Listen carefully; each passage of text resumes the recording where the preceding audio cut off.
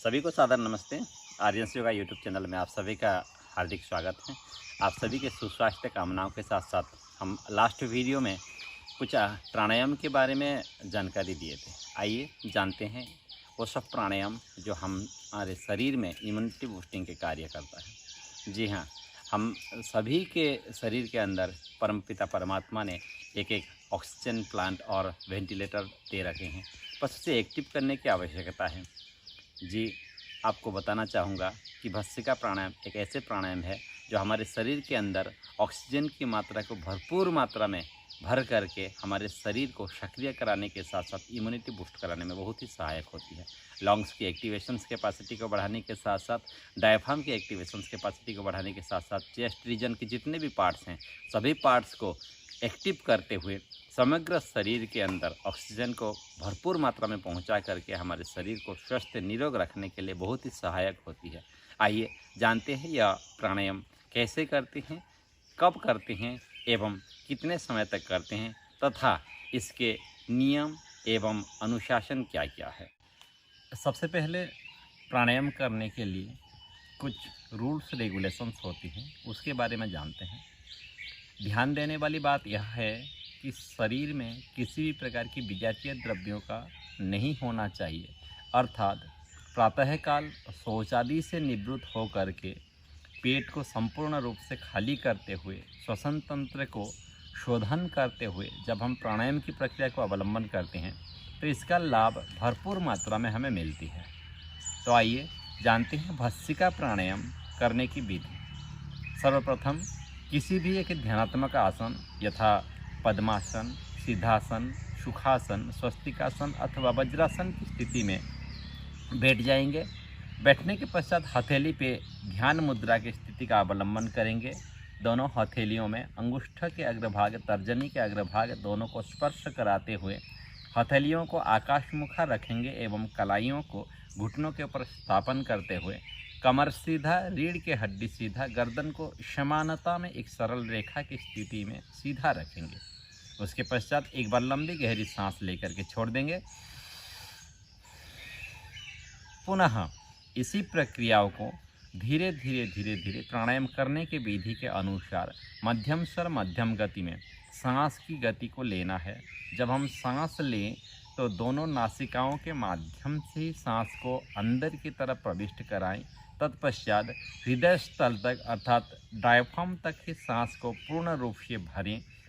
Diaphragm में सांस को भरने के पश्चात अपनी क्षमता के अनुसार स्वल्प समय तक रखते हुए पुनः उसको बाहर की तरफ उच्छ्वास कर दें। यही प्रक्रिया भस्त्रिका प्राणायाम कहलाती है। इसके प्रैक्टिकल स्वरूप प्रायोगिक स्वरूप में हम आपको बताना चाहेंगे कि करने की विधि। किसी भी एक ध्यानात्मक आसन, मैं पर्टिकुलरली सिद्धासन की स्थिति में बैठा हूँ। बाएं पैर नीचे, दाहिने पैर ऊपर, कमर सीधा, रीढ़ की हड्डी सीधा, गर्दन सीधा एवं हथेली पे ध्यान मुद्रा की स्थिति अवलंबन करते हुए कलाइयों को घुटनों के ऊपर स्थापन किया हुआ है। इसी मुद्रा की स्थिति आप अपनी आवश्यकता के अनुसार अवलंबन कर सकते हैं। आपकी आवश्यकता जिस मुद्रा की है उसी मुद्रा का अवलंबन कर सकते हैं, परंतु स्वतःस्फूर्त रूप से यदि हम ध्यान मुद्रा की आवश्यकता को विशेष रूप से ध्यान देते हैं तो निश्चित रूप से हमारे मानसिक दक्षता को वृद्धि कराने में भी सहायक होती है। इसी हेतु से ध्यान मुद्रा को विशेष प्रायोरिटी दी जाती है। कमर सीधा, रीढ़ की हड्डी सीधा, गर्दन सीधा के साथ साथ श्वसन प्रक्रिया की शुभारंभ। लंबी गहरी सांस।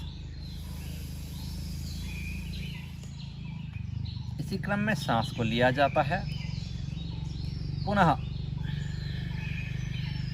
सांस को छोड़ दिया जाता है बाहर की तरफ। प्रक्रिया करते समय 2-3 सावधानियां बरतनी पड़ती हैं जो प्रमुख रूप से बहुत ही उपयोगी है, बहुत ही महत्वपूर्ण है। सबसे पहले प्रथम सावधानी कि आप जब सांस लेते हैं या हम सब जब सांस लेते हैं तो सांस लेने के समय में कंधा को ऊपर की तरफ नहीं उचकाना चाहिए। जैसे ऐसे करते हैं, ये गलत विधि है। इस प्रक्रिया को ध्यान में रखते हुए अपने मन से कंट्रोल करने की कोशिश करना चाहिए। जैसे कि सांस लेते समय कंधा ना उचके, ना ऊपर की तरफ उठे, उसको ध्यान रखना है। जब सांस लेते हैं तो किसी किसी के गर्दन ऊपर की तरफ उठ जाने की संभावना ऐसे होती है, ये भी गलत विधि है। इस विधि को भी ध्यान में रखते हुए सांस लेते समय बिल्कुल गर्दन को स्थिर निश्चल बना के रखने की कोशिश करना चाहिए।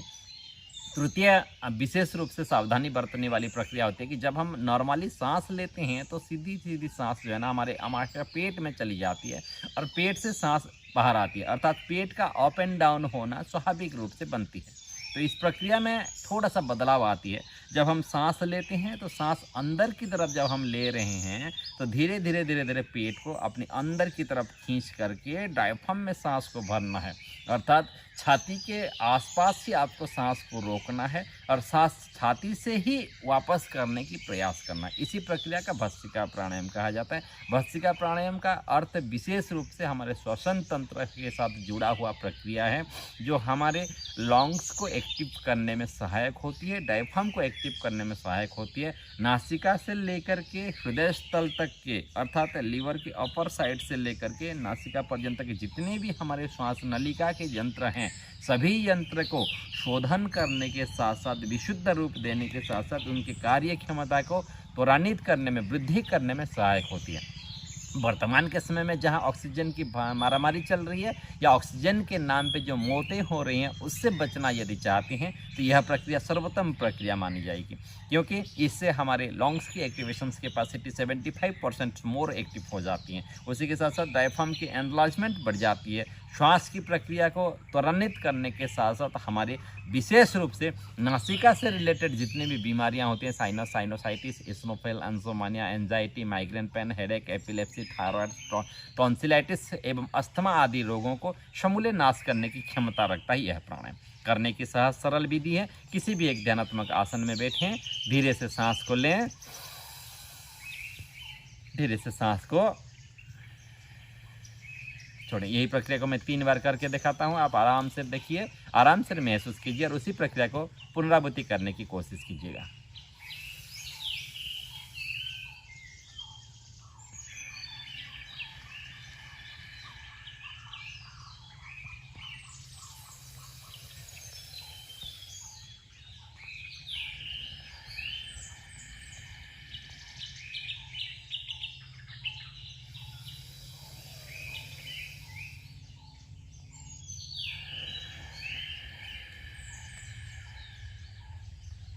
यह प्रक्रिया को हम प्रातःकाल सूर्योदय के समय में यदि हम करते हैं, किसी शुद्ध वातावरण के समय साथ करते हैं, तो निश्चित रूप से हमारे शरीर के अंदर अधिक मात्रा में वायु की आवागमन के साथ साथ ऑक्सीजन की मात्रा, अम्लजान की मात्रा बहुत ही मात्रा में बढ़ती है। और किसी भी समय बहलने का अभिप्राय होता है प्रातःकाल अथवा सायंकाल विशेष रूप से उपयोगी होती है। दोपहर के समय में भी इसको प्रक्रिया को अवलंबन कर सकते हैं। घर में झरका, खिड़की, दरवाज़ा खोल करके आप आराम से बैठ करके स्वच्छ परिवेश को बनाते हुए आप इसी प्रक्रिया का अवलंबन कर सकते हैं। घर के छत के ऊपर कर सकते हैं, अथवा किसी भी आसपास में यदि नदी, नाला, जंगल हैं तो उसी परिवेश को लाभ लेते हुए गार्डन में अपने बैठे बैठे इसी प्रक्रिया का अवलंबन कर सकते हैं। सहज सरल गति के साथ साथ अपने वेंटिलेटर मशीन को एक्टिव कर सकते हैं। ऑक्सीजन प्लांट बैठा सकते हैं अपने शरीर के अंदर। परमात्मा का दिया हुआ ऑक्सीजन प्लांट और वेंटिलेटर कभी भी बंद नहीं होती है। जन्म से लेकर के मृत्यु पर्यंत यह हमारे साथ है। इसको हम अपनी बुद्धि से, अपनी ज्ञान से, अपनी प्रज्ञा से एक्टिव करने की आवश्यकता है। यह था श्वसन तंत्र को एक्टिव करने वाला, लंग्स एवं डायफ्राम को एक्टिव करने वाला भस्त्रिका प्राणायाम, जो सबसे पहले की जाने वाली प्रक्रिया है। आगे हम कपालभाति प्राणायाम के बारे में तथा शोधन प्रक्रिया के बारे में जानेंगे एवं अनुलोम विलोम प्रक्रिया के बारे में भी जानेंगे।